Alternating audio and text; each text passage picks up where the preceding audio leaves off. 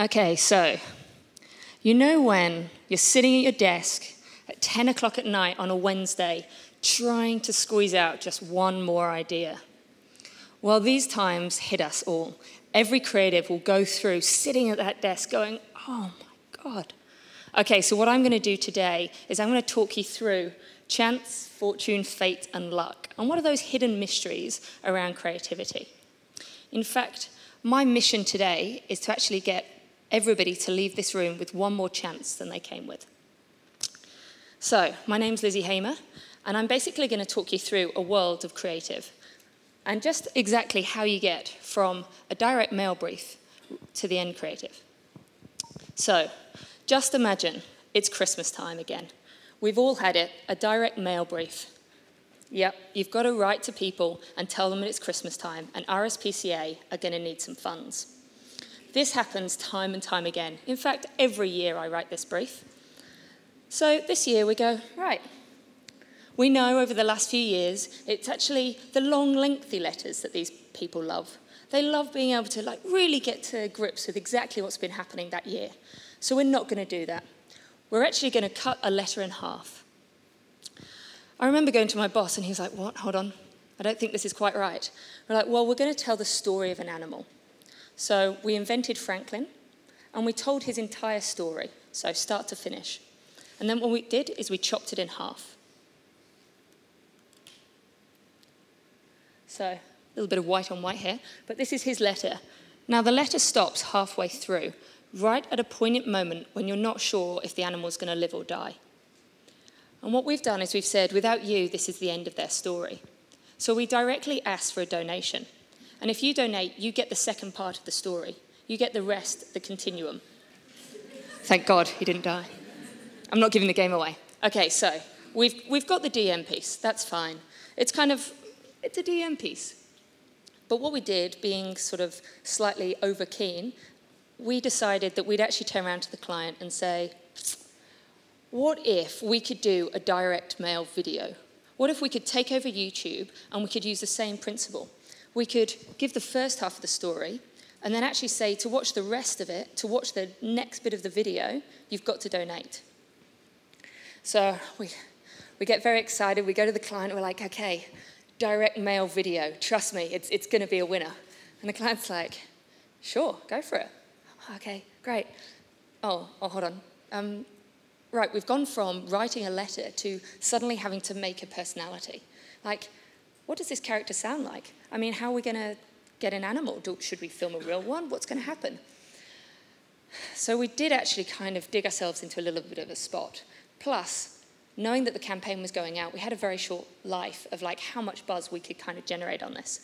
Okay, so we're sitting at our desks and we're like, right, we've got to come up with a way that an animal can come to life that's not been done before, or it's not too cheesy, or it doesn't make you cringe. Yep, got to come up with that idea. Yep, hold on, wait, it's coming. And then, all of a sudden, in runs Lockie. Lockie's a 4-year-old boy, my boss's boy. And he comes running up to my desk and screams, Lizi, hi. Now, first of all, this is quite loud, and I'm slightly taken aback. But also, I haven't seen him for over a year. This is awesome. Little Lockie, brilliant. But right then was the moment that we realized the innocence and the helplessness of these animals needed to be told through children. This is Lockie. He looks very good in a hat, luckily. And so what we did is we actually got Lockie to record the voice of our animal while we animated it. Let me know what you think. My name is Bo, and I'm 3 years old. One day they put me in a box and closed the lid. They carried me for a long time. Then we just stopped. I heard their voices as they lowered me down. That was my last time with them. Then I heard the clunk. It was warm and dark, so I got out of the box, and there I was in a bigger box. And it was hot. I didn't like it. That's when I made some noise, but I had to stop. It was so hot. I couldn't breathe. Then I vomited. Not once, a few times. My mouth was dry. No sound came out. So I just lay down and closed my eyes. Without you, this is the end of Beau's story. Okay, so we've got this cute little voice, and actually we had quite a ball being in the studio with him. So if you can imagine, a little 4-year-old, you put the little headphones on and we're in a sound booth, and we are trying to get this kid to say the lines that we need. I don't know about you, but that took us hours to try and get him to say those things. We were coaxing, we had our arms flailing, we were trying to be the dog, we were pretending we were in boxes. It got very entertaining. When they say don't work with animals and children, we had both of them right here. But it got really fascinating. And actually, we kind of became slightly obsessed with the sound effects. So we'd actually been getting little Lockie to kind of create the sounds of what he thought the cat sounded like when it was in the box. And we'd kind of started playing around with radio scripts, almost in a way of like, we don't actually have to tell the story. With the slam of the lid on the bin, you can actually realize that that cat's been trapped. So we're playing around and we're starting to sort of experiment with a few things. And we went, right, this whole direct mail's got something going for it. We've got the video, we've got a few, but actually, how can we make people stop on the streets? How can we make people stop, put their hand in their pocket, and realize exactly what we're trying to do? This is a bin, just so everybody knows. In Sydney, we have hundreds of them all over the city. We took our sound effect of a cat being trapped and we put it into the bin. So literally, as you're walking on your way to work, we took over 5 different parks, and as you're going to work, you heard this meow, meow. I've never seen so many people go, what? Hold on. And then there's that moment of choice. Do you step in, open the bin and rescue the cat, or do you just keep walking away? Well, it was a fantastic experiment. And I think it, all in all, cost us about $200, mainly because the bins were free and they were my speakers off my desk, literally. We were out there for hours, and to see the reactions was quite amazing. We had hundreds of people stop, but more than that, I love that guy at the top, more than that, they opened the bin and they actually saved the cat. So they'd stopped in their tracks, they'd opened it, and they'd really bought into this story. And this became one of our favourite projects. It was a really lovely social experiment, and being able to go back to a client and say, we started with a direct mail piece, and we've managed to come all the way to sort of playing with a bin. It sounds a little bit crazy, but it's amazing how these ideas just keep snowballing. What are we learning from a few of these chance coincidences? Just become a master of noticing things. So Lockie could have run up to my desk, and we could have played for an hour and just sent him on his way. Obviously, I'm very child-friendly, I would have played. But what if we'd actually just said, okay, thanks, and bye? What if we hadn't actually said, wait, that little voice, that little helplessness, that's how we're going to convey our story. Okay, brief number 2. It's really cold. It's like unbelievably cold. It's Christmas time, so it's June. We're in Australia. It's really cold. And I've got a catalogue brief. A catalogue brief. Yep, everybody gets them. Everybody loves a good catalogue brief. And what have I got to do? Well, OPSM, they're an optometrist, and they've got a new range of sunglasses. And they want to make a catalogue. They want to showcase their new sunglasses. Okay, I understand. Very simple brief. So anyway, it's one of many briefs. There's never a point in my entire career where I've just had one brief. So it goes on the pile, but it goes a little bit further down than I probably should have. And that night, it's 8 o'clock, it's freezing cold. I decide I'm going to cycle home. Put on my warm winter gear, and I cycle off. But there's something, just as I'm leaving, oh, hold on, I'm going to go a different way. I'm bored. I don't want to just go straight home. So I go cycling into the concrete jungle that CBD, Sydney, always is. It's deserted. It's 8 o'clock at night. It's horrible. It's a concrete jungle. The wind's whistling down. There's actually quite a few hills. So I'm there, and something catches my attention. I'm going through these streets, and there's an ice cream van. A little tiny vintage ice cream van in the middle of the CBD, cold, hard concrete in the wrong time of year. What? What the hell is that doing there? So I kind of smile to myself and carry on home. Now, I'm almost home on my bike, and there's something in that. There's something about an ice cream van just not belonging in winter. It's kind of the same way that sunglasses just don't really belong in the city. But is it that they don't belong in the city, or do they just not belong in a catalogue? Like, who buys sunglasses from catalogues? Hold on, I shouldn't go that way. Okay, I'm back at work. 2 days later, I've nailed a couple of briefs. Well, I've finished a couple of briefs, and I'm back on the catalogue job. So I'm 2 days down, I'm starting to stress out, and all I've got is an idea saying, I don't think we should do a catalogue. I don't think that's going to fly with the client. So there's a little bit of pressure now. I'm starting to get a little bit nervous, but it's lunchtime. Everybody's got to eat, right? So get chatting to a couple of the girls. Angie, our strategist, Dove, the receptionist there, and we've got a couple of junior account girls. And I'm talking about this theory of, like, we need to take sunglasses home. We need to take them back to the beach where they belong. Like, there's got to be a way to rescue these little morsels of goodness that are just about sunshine. And everybody's like, oh, all right, we get your point. And the conversation starts about summer and the joys of summer. It starts about the awkward outfits that people wear on the beach. It starts with hangovers on the beach.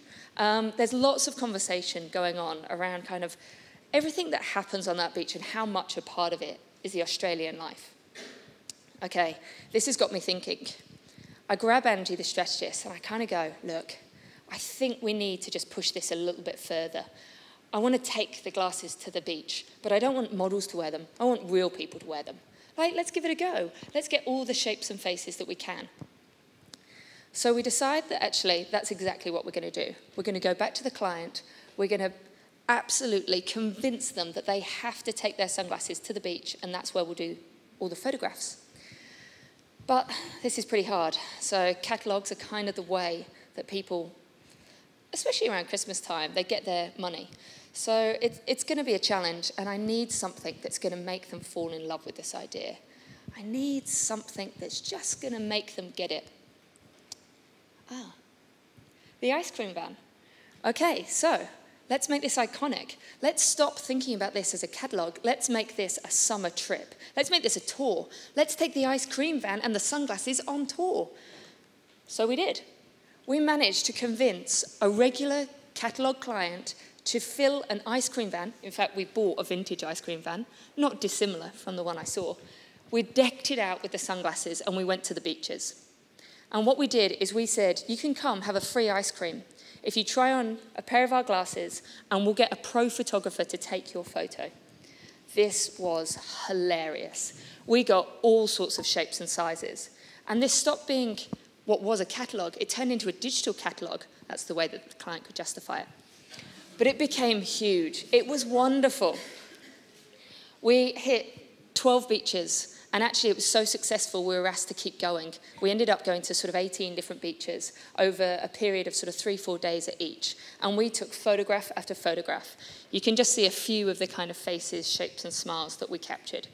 Now, the lovely bit is we were taking these and we were putting them into our tour book, our digital catalogue. And that was going onto Facebook. Now, the nice little thing is we said, if you share your Facebook and people start to like it, the person that gets the most likes, you get to keep the sunglasses. And so this thing got bigger and bigger and bigger. And it was actually a really wonderful exercise. A little stat, we actually managed to touch about 3 million people, which is 20% of the Australian population. It's not many of them. There's another Aussie story coming in a minute, sorry. Okay, so what's the point? Where was the chance? Here, this started right at the beginning. This is putting a bit of randomness into your routine. Don't always take the same route home. Don't always go to dinner with the same people. Really mix it up. You never quite know what you're going to stumble across. Ice cream vans, they hang out everywhere. Okay, brief number 3. This is the RAV4. It's a new car. We're launching a brand new car. How exciting. This is awesome. But I don't know how many of you have worked in an agency that's big, and it's, what's a nice way to say, dog eat dog. Basically, brief goes in the middle, there's 7 teams, and you go like crazy. The best idea, you've got 2 days. Best idea wins. Best ideas get presented to client, and we go forward from there. Everybody's hungry. Everybody's slightly tapped. Okay, so the strategist has done a great job. They've said the proposition for this car is go.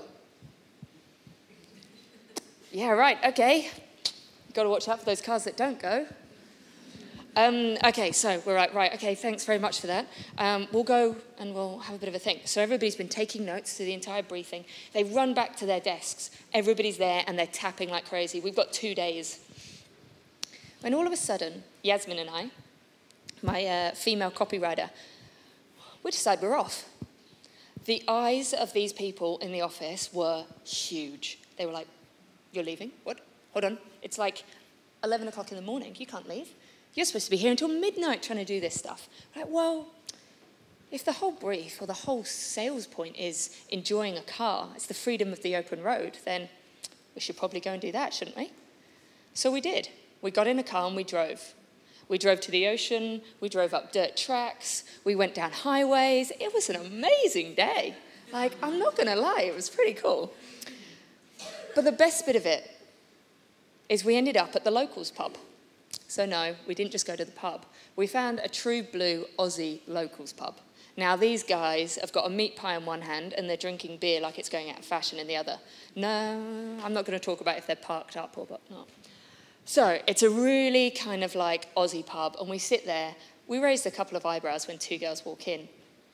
But this is where you're going to really find the people that are buying this car.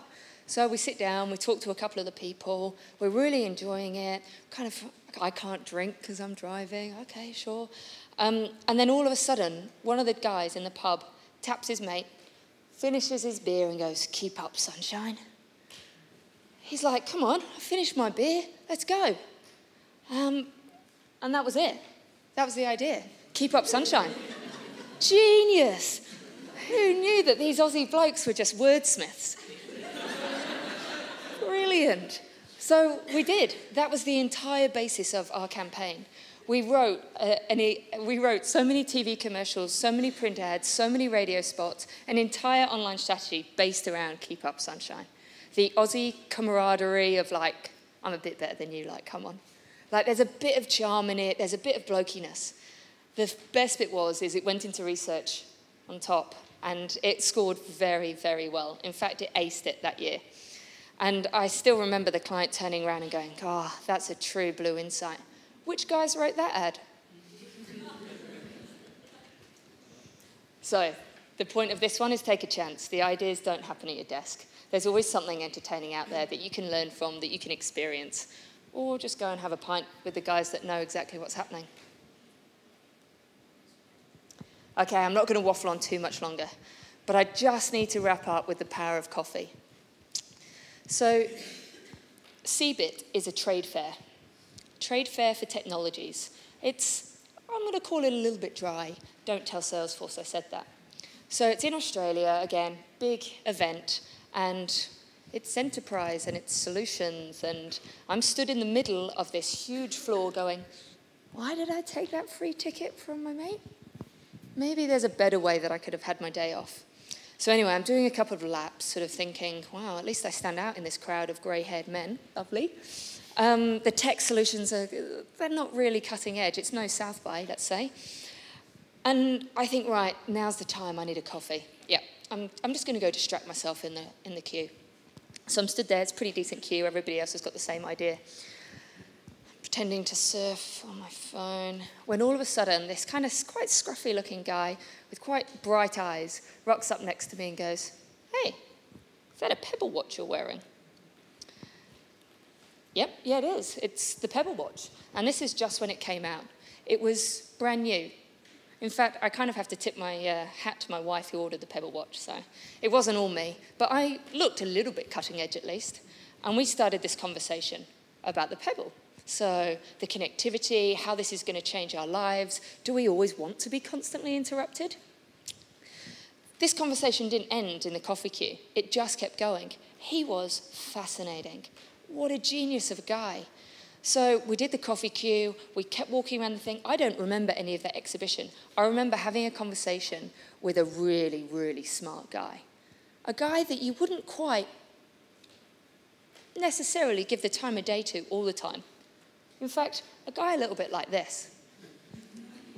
Now, there's a reason I've put Beautiful Mind up there, because this guy, Paddy, is a genius. He's absolutely 100% knows everything inside out.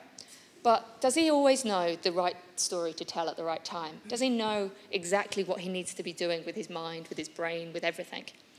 Well, we're having our cup of coffee, and we're still chatting, and we decide that actually, maybe we could put our two heads together. So you've got Beautiful Mind on one side, and I'm definitely not going to call myself the opposite of Beautiful Mind, because it's a little bit insulting all around. But there's definitely a difference. You've got a genius mind, and you've got somebody that thinks about problems in a creative way.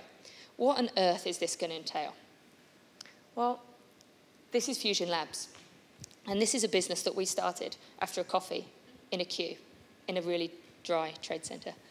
And it's still going today. Fusion Labs helps corporates innovate like entrepreneurs. So we had an absolute ball. We not only had to try and work out exactly what the business proposition was, but how we're going to sell this to different clients. And you just kind of have to do it. So this guy can walk into any CEO of the major banks in Australia because he's got so much business knowledge and he's done it before. He set up mobile banking in Bangladesh. So there I am, following him. The two of us, bit of a dynamic duo, some might say, but he's got this kind of wealth, but he needed a little bit of, how are we going to explain this to people? How are we actually going to get the innovation inside your company right now? And it was very entertaining. There's a little bit of fake it till you make it, and actually, congratulations, Fusion Lab, it's going well. They've just managed to pick up their $100 million think tech incubator, so they'll be busy for a while. Paddy and I stay in touch all the time. In fact, I think it's every other month that he messages me and says, come back to Australia, we need to knock Fusion Lab up a level. But this story about starting a company with somebody from the coffee in a queue is just one of those things. You guys have already got one chance up on everybody else. You turned up. You never quite know who you're going to bump into at what times, but the more you do it and the more you can explore, the better chances you're going to have. So there's my little few points that can kind of hopefully take you one step in the wrong direction. I quite like the fact that chance can always take you there. So, is it chance? Is it fortune? Is it fate or is it luck? I guess I'll let you guys decide. The fact that Lockie runs in, the fact that these different kind of incidences occur means something. I quite enjoy it. But there's one last thing to consider. The iceberg effect. So every time you see a tiny little piece of magnificent creative or fantastic problem solving or just a genius business plan right at the top, you're not seeing the hundreds of hours that go into the foundations of that idea. You're not seeing the power and the presence and the passion that all these people are putting into it. So never underestimate hard work and a little bit of chance. Thank you.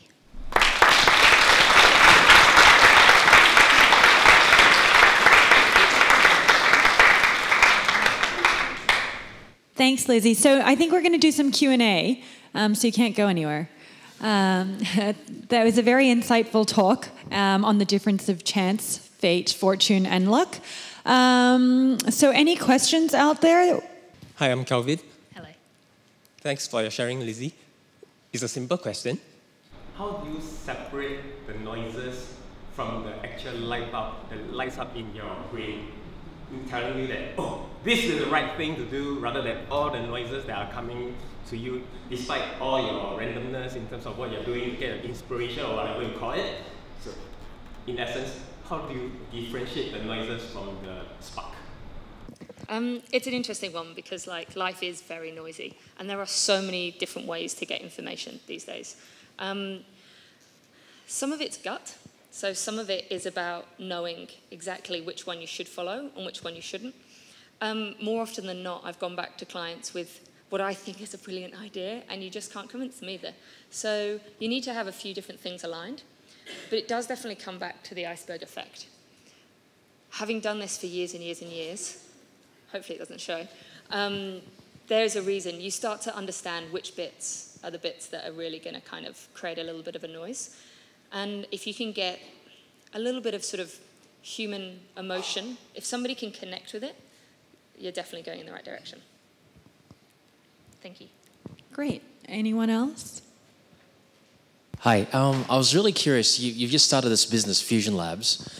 So how much time do you have to spend with Paddy to get that up and going so that you could leave and do something and be here and doing the others? Like, how much time did it take before you got it up and going so that he could run it by himself and you can continue doing other stuff? You never quite know exactly the right time period to kind of get something started. You need to have a couple of things, sort of major pieces in place before you can kind of keel off. I think being able to get being able to sort of start a brand or an attitude for what Fusion Labs was going to be was really essential. And that was kind of the reason I first started there. It needed to have the right voice, it needed to have the right story, it needed to explain itself to everybody. And then once you get a few briefs or a few jobs into the agency or into the startup, that's when you can really sort of start to understand that this is going to be a winner or it's not. So there were already a couple of projects that were kind of floating around, and as soon as you get, I think we got 3 in the door and sort of got them pinned down. We knew that there was projects coming in. We thought we could convert people in different industries in an innovation sort of way as well. That's when we kind of went, yeah, it's gonna keep going well. I don't think there's any way of sort of deciding on profit or loss or anything like that. I think breaking even for quite a while happens. But once you've sort of got a bit of a solid foundation, so a couple of briefs in the door, a really strong point of view, so a really strong story for your brand, that's when you can kind of go. Can I ask how long that was time-wise? Was it like a year? About 7 months. 7 months. So during that time, you're fully focused just on Fusion Labs, or are you still doing other stuff? No, fully focused, like 150%. Okay. Like, I think I slept, ate, and breathed that company for every moment of that time. And are you still involved with the running of the business? Yeah, definitely. In fact, I just interviewed somebody a couple of days ago for our 6th hire. So, yeah, it's all going well. All right. Thanks a lot, Lizzie. Okay. Hi, Lizzie. Hi. So what do you plan on doing in the future? Creative agency or more down the entrepreneur? Good question. It's always a funny one when you're kind of trying to put together a talk, because you ultimately need to know what your end goal is, so that I can stand up here and go, right, my chance that I can potentially go and work with Wendy Clark in the USA and do amazing things. I'm still playing, to be honest. I call myself a creative entrepreneur in residence because that's exactly what it is. At the minute, my heart is at Arcade. It's an awesome little venue that kind of has one foot in advertising and creative briefs and one foot in ventures and coming up with something disruptive in marketplaces. So I'm definitely there for now. What will it look like in the future? I love innovation.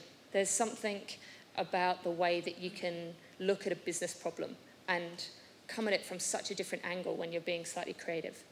So that's kind of where my heart lies, but anything that's got a bit of creative in the name will be fine. Great. Anyone else? Yeah, how many options do you give to a client, considering that some of the projects you've done, they said, like, do a catalogue design, and then you went completely off what they wanted and did something else? So how many options do you give to a client, especially if you're wanting to push one that's completely off their original brief? With the catalogue example, I'd been working on that client for about 6 months and had built up a little bit of a rapport, and I didn't go back with any options. I went back with the Sunshine Tour. And it was quite a big statement. And they could have knocked me down with one fell swoop, definitely, but actually we didn't go back with any other options of catalogue design at all. However, I do understand the question of often you need to go back. So with the direct mail piece, you need to go back with sort of several options. And it depends which agency or which school of thought you think about. Kind of in regards to, do you go back to a client and go, this is my best work I can possibly do? Or do you go back and go, here's 3 ideas, you choose? I actually sit somewhere between. So I tend to like to work with the client opposed to for them.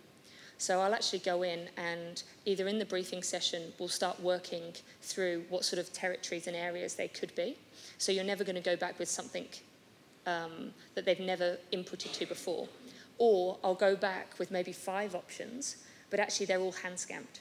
So none of them have a real sort of flavour to them. It's more like, these are the directions we could go. And it's more about kind of getting them to actually get their pen and start crossing out or highlighting the bits they do and don't like. It's very entertaining, the amount of meetings I've walked in and given somebody an art director's pen. It's like and they've just gone, oh, really? I'm allowed to do that? Welcome to being creative. Everybody's got a bit of it.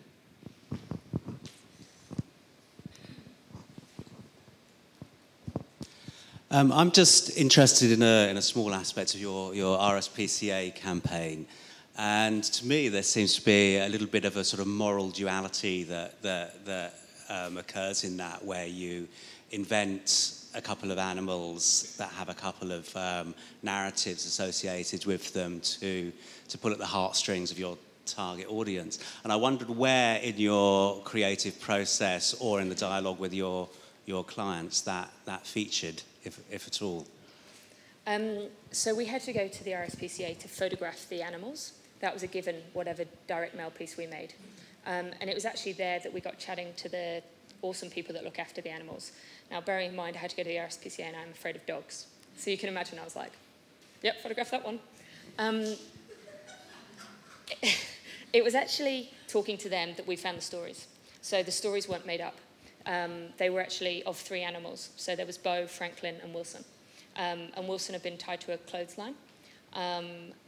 I didn't know, I guess we took a bit of creative license in kind of bringing to life exactly what it's like to be tied to a clothesline.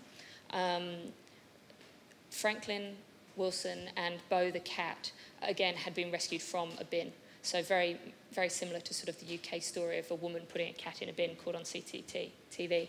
So we hadn't invented the stories. They were definitely true. And when you donated, you understood that they had all gone to the animal shelter and exactly what the animal shelter had invested in looking after them. So in that way, I don't sort of have too much of an issue in kind of inventing stories or giving a bit more power to a story that kind of already exists. I think you could imagine some people getting quite hurt or upset by the sound of the cat in the bin, because there they think there's an actual animal trapped. And you have to be quite delicate with people's emotions, especially when they're kind of going in to rescue something. We placed it in spaces that were kind of quite open, and you didn't feel like you were going to be in any danger helping that animal. And it did give you a really significant, as you open the bin, the crying obviously stopped straight away, and we sort of said, you've done exactly what the RSPCA do every day. So we'd kind of tied it quite closely. And that was the more emotional bit of the fact that somebody had actually reached out and saved it, rather than the fear that they had for the cat. But it's a fine line. Yeah, thanks. Thanks. Great. I think we'll take one more question before moving on to the next segment. Hi. I just wondered how long you'd been in Singapore and whether you find clients here more challenging to work with than maybe clients in Australia, or kind of Australian clients are easier to persuade rather than Singaporean clients. You've obviously not seen my persuasive powers. It's an interesting one. So I've been here a year, and I'm still learning about the terrain, if you will. It actually came up halfway through creating this presentation that I realised the first 2 briefs are really sucky briefs, like a direct mail for Christmas and a catalogue brief. So I think a little bit came up about I don't get access to great briefs, and the power that you can transform quite an average brief into something more. I'm going to need a bit more time to work out clients and how easy it is or isn't to convince them. But in saying that, the nicest job that I've sort of managed to work on thus far has actually been something that we've had to take the client with on a journey. So it's about taking them into this sort of new digital age and really convincing them and telling them that it's not going to mess up. And that's probably one of the hardest stories that I've had to kind of take somebody on, opposed to going, hey, we're going to make a bin over here and that sort of stuff. So I think with the digital world and everybody's not quite knowing how it should really work and how to do it really well, it takes even more faith. And that's why I'm pretty sort of set on making sure you've got that relationship and almost putting yourself out there a little bit first as well, saying like, I'll either lay my hat on this, or how about we try this first, and like we'll put our name on the line, or we'll buy that first round of illustrations because we know that this has got something. And as soon as you show that you're invested and you're willing to sort of do this, you're not just fritting away everybody else's marketing budgets. That's when you kind of start getting a bit of a win. Yeah.